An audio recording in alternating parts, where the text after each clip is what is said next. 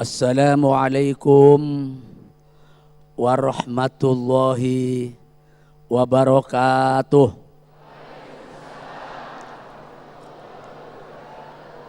Jawabnya kayak belum makan siang. Bisa lebih kenceng nggak? Bisa lebih kenceng nggak? Alhamdulillah. Yang kenceng, yang keras, supaya kita lebih banyak mendapatkan rahmat dan berkah dari Allah Subhanahu wa taala. Assalamualaikum warahmatullahi taala wabarakatuh.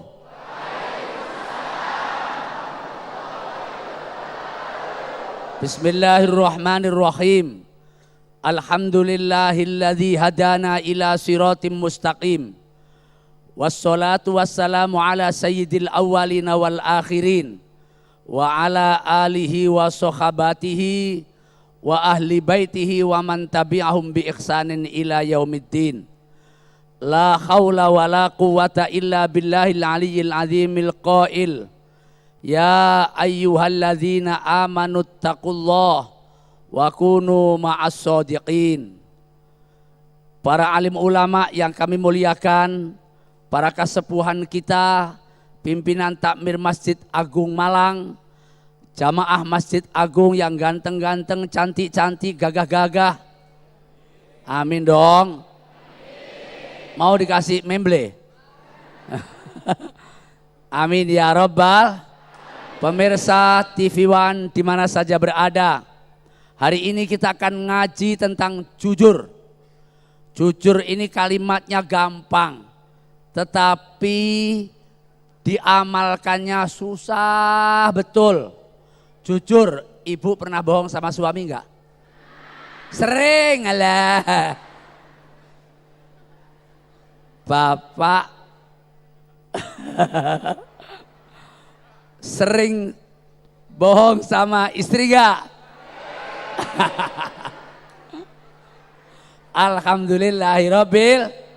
Baru satu pertanyaan sudah gak jujur kita. Artinya jujur itu yang sesuatu yang mahal. Yang mahal. Mengapa? Karena jujur itu sabda baginda junjungan kita Nabi besar Muhammad. Itu mengantarkan kita ke surga. Hidup ini ada neraka, ada surga. Terserah Anda mau ikut jurusan mana. Ikut bis jurusan neraka apa bis jurusan surga. Kalau jurusan surga yang jujur. Tapi kalau pengen jurusan neraka bohong aja loh. Apalagi kalau neraka yang paling rendah. Maka bohonglah sama rakyatmu, bohonglah sama negaramu, bangsamu. Kalau bohong sama istri itu masih gampang minta maaf, walaupun itu juga jangan ya. Nah juga saya ngajarin bohong sama istri, brengsek loh. Walaupun itu yang namanya suami itu bu, dibohongin, bohong sama suami, walaupun itu tidak baik, tapi masih mudah untuk minta maaf. Pokok dipepetin aja masih dimaafin dah. Bener gak kira-kira? Bener gak? Mula-mula marah-marah. Alah mas, ya deh. Betul gak? Tapi kalau yang dibohongin rakyat Indonesia, 230 juta orang, pejabat, pemimpin, membohongi rakyat Indonesia, uang ngutang mestinya untuk rakyat, uang ngutang mestinya untuk mensejahterakan rakyat, tapi dimakan oleh mereka, dikorup oleh mereka. Ini adalah asfala safilin, keraknya api neraka. Na'udzubillahimin. Jangan tepuk tangan, ini bukan main bola. Ya. Bagaimana seorang yang dipilih oleh rakyat, dulu janjinya akan membangun mensejahterakan rakyat, dipilih oleh rakyat, digaji oleh rakyat, dibiayai kesehatannya rakyat, pergi ke luar negeri, dibiayai rakyat, sampai tempat itu dibiayai rakyat 2 miliar. Sementara rakyatnya ngantri mau buang kotoran. Di mana itu? Di Indonesia. Ya, hadirin dan hadirat sekalian yang mulia. Bagaimana rakyat yang sudah membiayai kita, yang memberikan amanat kepada kita, kita bohongin.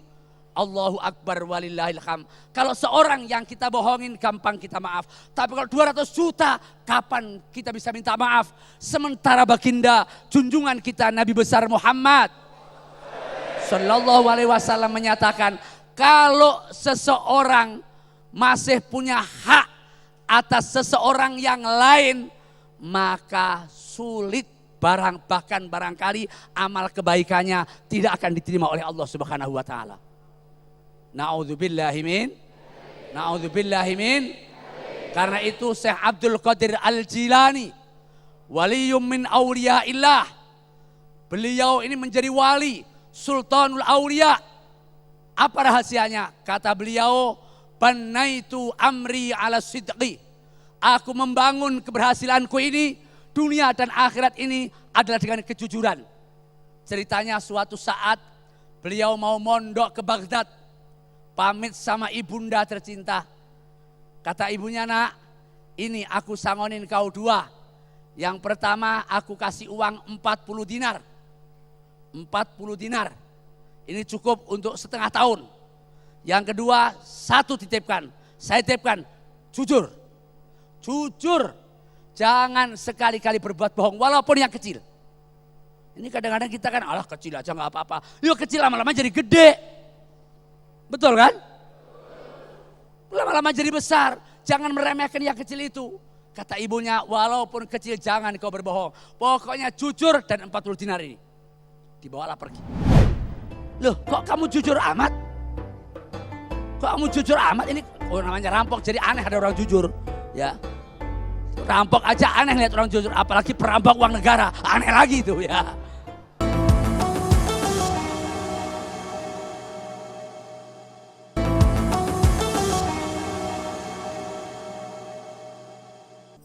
Jamaah Masjid Agung, bapak-bapak, ibu-ibu, yang semuanya insya Allah dimuliakan dan dicintai Allah Subhanahu wa taala.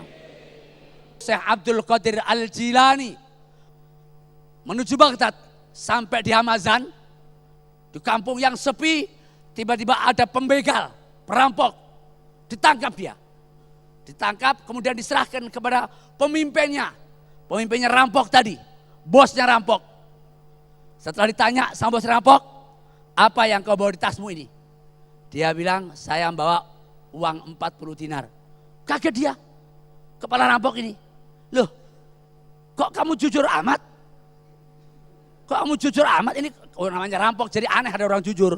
Ya, rampok aja aneh lihat orang jujur, apalagi perampok uang negara, aneh lagi itu ya.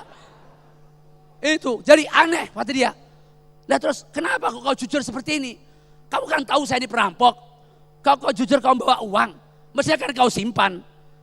Kata si Abdul Qadir Al-Jilani, saya tidak berani berbohong dengan ibu saya. Karena ibu saya ketika saya mau berangkat ke pesantren, pesan sama saya, nak, ini kamu saya kasih uang 40 dinar dan kamu jangan bohong. Atas nasihat itulah maka saya tidak berani berbohong kepada ibuku dan aku berterus terang untuk tidak berbohong, menyatakan inilah uang saya 40 dinar. Namanya bos perampok ini, presiden rampok ini, ngelihat anak ini begitu jujur, kaget dia. Ya walad, takhafu an ukhalifa wa'ada ummika. Kamu ini masih anak-anak, takut untuk membohongi ibumu, untuk menyulayai janji ibumu. Lah kok aku yang sudah mau mati seperti ini tidak takut dengan janji Tuhanku. Karena itu wahai anak, mulai hari ini saya tidak akan ngerampok lagi. Ana taibun ilallah ala yadaika. Saya mulai hari ini atas kejujuranmu itu, aku mendapatkan hadiah hidayah dari Allah dan menyatakan aku bertaubat pada hari ini. Bertobat itu rampok. Kata si Abdul Qadir Jailani, anta ra'isu qutta'il thariq.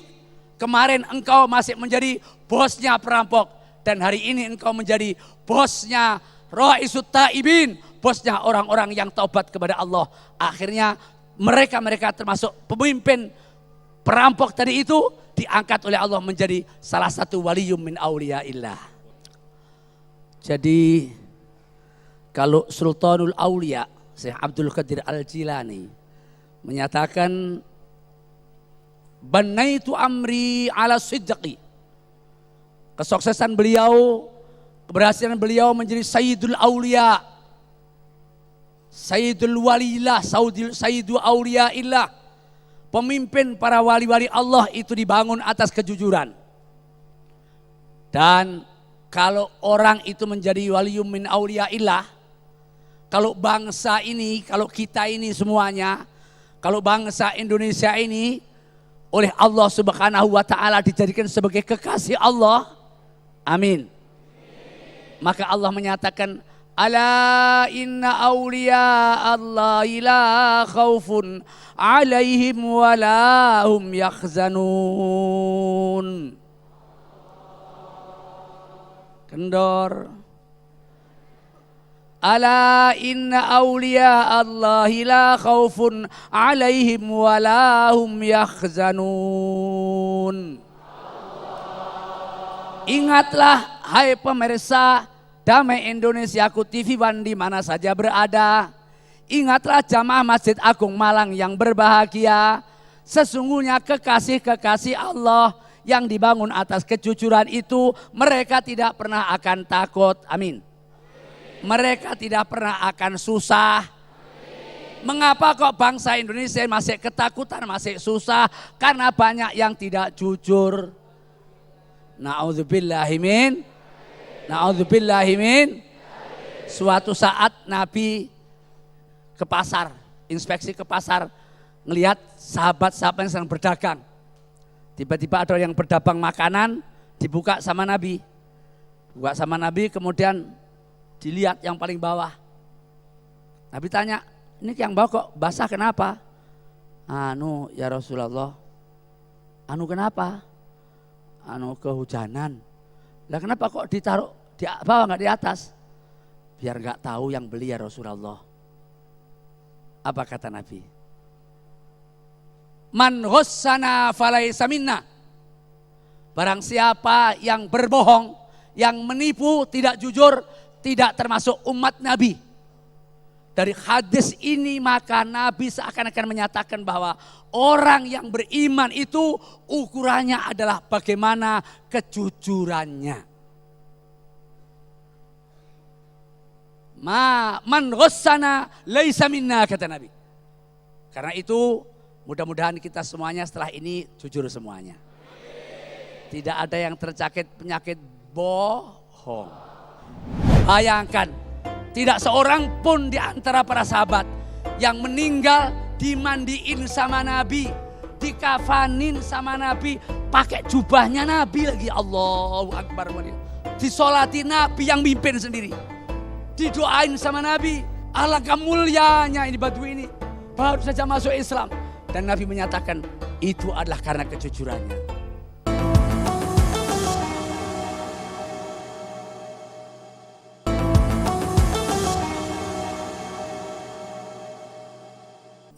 Jamaah Masjid Agung, bapak-bapak, ibu-ibu yang semuanya insya Allah dimuliakan dan dicintai Allah Subhanahu wa ta'ala. Suatu saat pernah ada seorang badui. Orang badui datang kepada Rasulullah. Ya Rasulullah, saya menyatakan sekarang masuk Islam. Dan saya ingin ikut perang sama Rasulullah. Kau baru masuk Islam, ikut perang? Ya Rasulullah. Ya udah kalau begitu ikut saya. Diajak perang. Setelah perang, menang Rasulullah. Setelah menang, kemudian Rasulullah manggil badui tadi. Ta'al suwaya, coba kamu kemari. Dipanggil sama Nabi, kemudian masuk di kamar. Apa kata Nabi? Ini ghanimah. Ini rampasan perang. Haknya sahabat yang ikut perang termasuk kamu. Karena ini kamu saya kasih ini. Saya kasih untuk hasil rampasan perang tadi. Dan yang ini tolong kasihkan sahabat-sahabat yang lain. Sekarang kamu menjadi wakil saya untuk membagi rampasan perang ini kepada para sahabat-sahabat yang lain. Diterima sama orang badui tadi. Kemudian dibagi di luar. Setelah dibagi, malam-malam sahabat-sahabat datang kepada Rasulullah. Ya Rasulullah, mahadha. Apakah ini? Kok tadi badui pada ngasih kami semuanya? Apa ini sembako sama pilkada? Katanya, oh bukan, itu adalah ghanimah, kita kan baru perang. Ada ghanimah, ada rampasan perang dan semua berhak untuk mendapatkannya. Ditanya sama Rasulullah, kamu dapat berapa? Satu-satu. Sekian ya Rasulullah, sekian Rasulullah. Ternyata persis seperti apa yang apa yang diberikan oleh Rasulullah. Tidak sepeser pun, tidak satu dinar pun, tidak satu dirham pun dikorup oleh Badui tadi.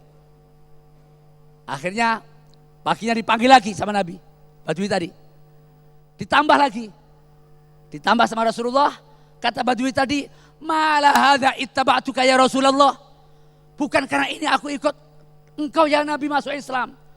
Tapi uridu an urma hahuna.